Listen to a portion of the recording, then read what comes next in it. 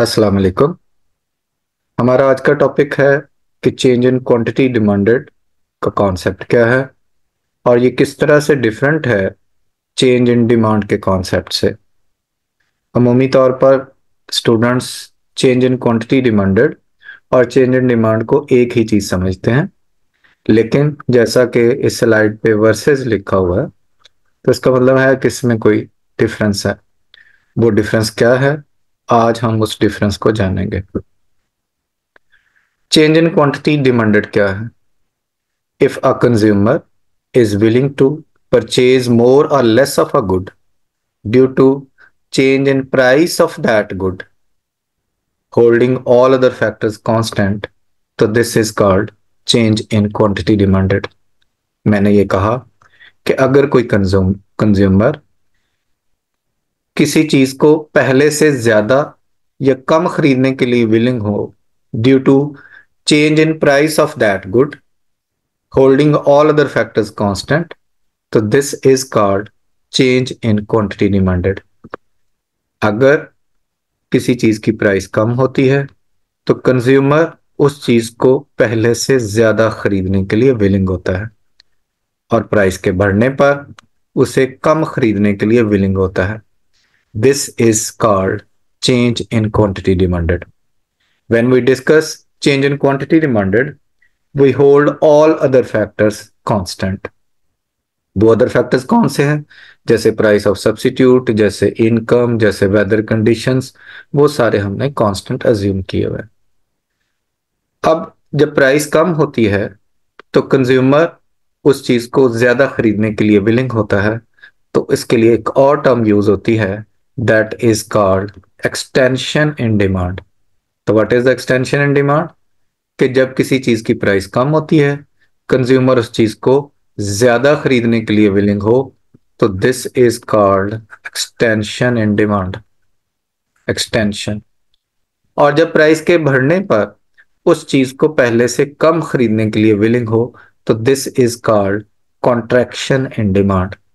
इसका मतलब ये हुआ कि चेंज इन क्वांटिटी डिमांडेड और extension and contraction in demand एक ही चीज है। और जब किसी चीज की प्राइस की वजह से आप उसको खरीदने के लिए ज्यादा विलिंग हो या कम विलिंग हो, तो फिर डिमांड कर्व शिफ्ट नहीं होता, बल्कि आप पहले ग्राफ पर रहते हुए ही उस चीज को पहले से ज्यादा या कम खरीदने के लिए विलिंग होते हैं। फॉर एग्जाम्पल, ये क्वांटिटी है, ये प्राइस है, ये डिमांड कर्व है। अब अगर प्राइस P1 थी तो आप इस चीज को कितना खरीदने के लिए विलिंग थे? Q1। और अगर प्राइस कम होके P2 आ गई तो आप इस चीज को कितना खरीदने के लिए विलिंग है? Q2। और ये जो आपने A पॉइंट से B पॉइंट पर गए, तो this is called movement along the demand curve. तो जब अगर आप A से B या B से A पर जाते हैं तो ये किस वजह से होगा? ये प्राइस की वजह से होगा। And this is called movement along the demand curve. इसका मतलब ये हुआ कि चेंज इन क्वांटिटी डिमांडेड और extension and contraction in demand और movement along the demand curve, ये एक ही कॉन्सेप्ट है। इसको फर्दर हम इसकी डिटेल देखते हैं कोई टेबल लेते हुए। जैसे ये हमारे पास एक टेबल है जिसमें हमने ली है प्राइस ऑफ एक्स और quantity demanded for x. Price जैसे जैसे बढ़ रही है, जैसे 1 2 3 4 5 6 प्राइस बढ़ रही है, तो उसके साथ साथ क्वांटिटी जो है ये कम होती जा रही है। तो जब क्वांटिटी कम हो रही हो प्राइस की वजह से, तो इसको क्या कहते हैं? This is called contraction and demand, जो कि एरो से भी जाहिर। अगर इसी टेबल को हम ऊपर की जानिब देखें, फ्रॉम बॉटम टू टॉप, तो क्या हो रहा है? प्राइस कम हो रही है और प्राइस के कम होने से जो क्वांटिटी डिमांडेड है इंक्रीज होती जा रही है। तो this is called extension in demand. और अगर इसे हम प्लॉट करें, तो ये हमने एक ग्राफ है उसको ले लिया। ये इस वैल्यूज को हमने प्लॉट नहीं किया, लेकिन ये उसी तरह का ग्राफ है जिसमें प्राइस गिवन है और क्वांटिटी है। तो आप ये देखो कि जब आप सपोज ये आपका ओरिजिनल है अगर प्राइस जो है वो कम हो रही है, ये प्राइस कम हुई 10 से 7 हुई, तो क्वांटिटी इंक्रीज होके 55 से 75 चली गई, तो ये क्या होगा, एक्सटेंशन इन डिमांड। और अगर हम इसको ऊपर की तरफ देखें तो ये क्या होगा, कॉन्ट्रैक्शन इन डिमांड। तो हमें यहां से हमने एक ये रिजल्ट कंक्लूड किया कि प्राइस में चेंज से शिफ्टिंग नहीं होती और मूवमेंट अलोंग द कर्व होती है। आमतौर पर जो एग्जामिनर है वो आपको कंफ्यूज कर देता है। वो कहते हैं जी प्राइस के कम होने से एक कंज्यूमर ने राइटवर्ड शिफ्ट होते हुए डिमांड कर्व पर ज्यादा परचेज किया। तो करेक्ट और इनकरेक्ट? तो आंसर इज इनकरेक्ट, क्योंकि प्राइस में चेंज से शिफ्टिंग नहीं होती, सिर्फ मूवमेंट होती है। तो मूवमेंट अलोंग द कर्व होती है, आप ए से बी पॉइंट पर चले जाए या ए से सी पॉइंट पर चले जाएं। अगर आप ऊपर की तरफ मूव करेंगे तो ये कॉन्ट्रैक्शन होगी, नीचे की तरफ डिमांड कर्व पे मूव करेंगे ये तो ये एक्सटेंशन होगी। Now what is the change in demand? If a consumer is willing to purchase more or less of a good due to the factors other than price, holding the price of a good constant। कि अगर कोई consumer किसी चीज को price के अलावा किसी और फैक्टर्स की वजह से पहले से ज्यादा या कम खरीदने के लिए विलिंग हो, जबकि जो प्राइस है वो कांस्टेंट हो, तो this is called change in demand. इससे हमें यह पता चला कि change in quantity demanded price की वजह से होती है और चेंज इन डिमांड जो है वो अदर फैक्टर्स की वजह से होती है। फॉर एग्जाम्पल, अगर उस फैक्टर की वजह से सपोज वेदर कंडीशन है, आज आप कहें कि जी जूस और कोल्ड ड्रिंक्स की डिमांड, तो अगर प्राइस सेम है लेकिन जूस और कोल्ड ड्रिंक की डिमांड बढ़ गई है ड्यू टू वेदर कंडीशंस, तो ये आपकी, इसको हम कहेंगे राइज और इंक्रीज इन डिमांड। यानी प्राइस के अलावा किसी और फैक्टर से अगर डिमांड बढ़ जाती है तो दिस इज कॉल्ड राइज, या इसको कहेंगे इंक्रीज, इंक्रीज इन डिमांड।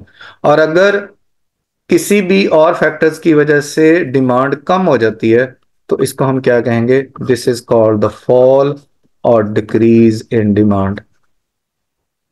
तो फॉल या इंक्रीज से डिमांड कर्व शिफ्ट हो जाता है। इसका मतलब ये हुआ कि जो चेंज इन डिमांड का कॉन्सेप्ट है, इसको आप राइज या इंक्रीज या इन डिमांड भी कह सकते हो और फॉल इन डिमांड भी कह सकते हो, क्योंकि हमने चेंज का वर्ड यूज किया है। तो राइज या फॉल इन डिमांड आप कह सकते हैं इसको, ठीक है, दोनों साइड से। और इसकी वजह से चूंकि ग्राफ शिफ्ट हो जाता है तो इसलिए इसको शिफ्टिंग ऑफ डिमांड कर्व भी कहते हैं। तो अब इसका मतलब यह है कि राइज का क्या मतलब है और फॉल का क्या मतलब है। तो हमने कहा कि अगर डिमांड बढ़ जाए, डिमांड बढ़ जाए तो वो राइज है, और डिमांड अगर कम हो जाए तो वो फॉल है।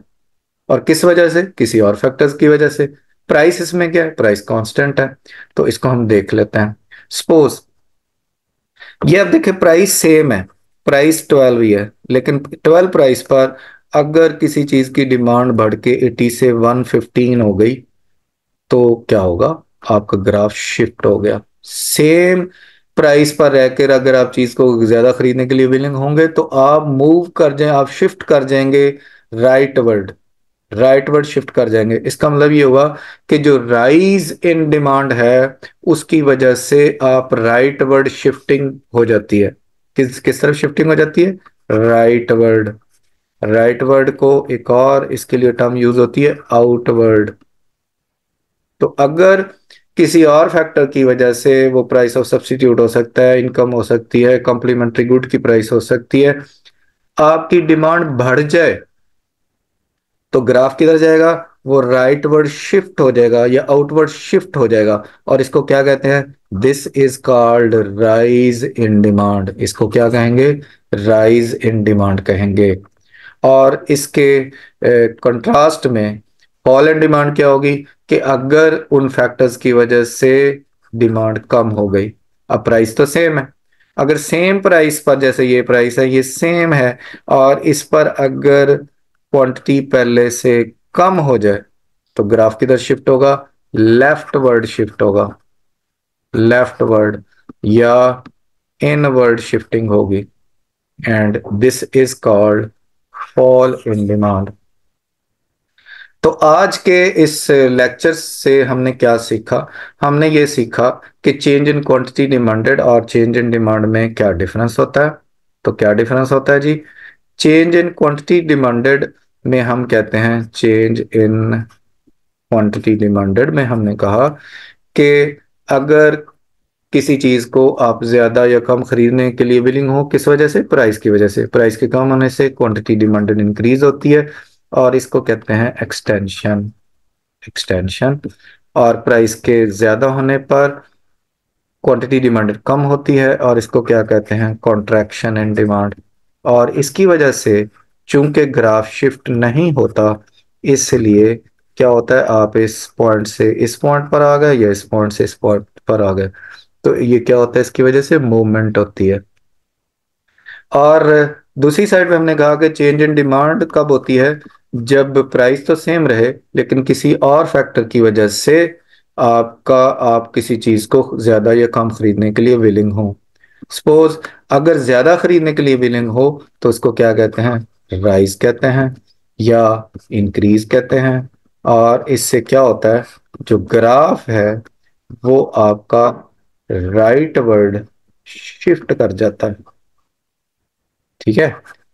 और अगर आप कम विलिंग हैं, तो इसको क्या कहते हैं? फॉल कहते हैं या डिक्रीज कहते हैं। और इससे जो ग्राफ है वो लेफ्ट वर्ड शिफ्ट कर जाता है। ये टॉपिक जो है, ये एमसीक्यूज के लिए, ये टॉपिक जो है सिनेरियो बेस्ड क्वेश्चंस के लिए। आप देखेंगे, अगर आप पास पेपर्स देखें ओ लेवल्स के, ए लेवल्स के, आईजीसीएससी के, तो आपको जगह जगह इस तरह की जो शिफ्टिंग है और इसका कॉन्सेप्ट नजर आएगा। तो यहाँ से अगर आप क्लैरिटी से होंगे, क्लैरिटी में होंगे, तो आप आंसर कहीं गलत नहीं करेंगे। क्लियर? आज का हमारा यही लेक्चर था। तो इंशाल्लाह फिर किसी वीडियो में मिलेंगे। अल्लाह हाफिज।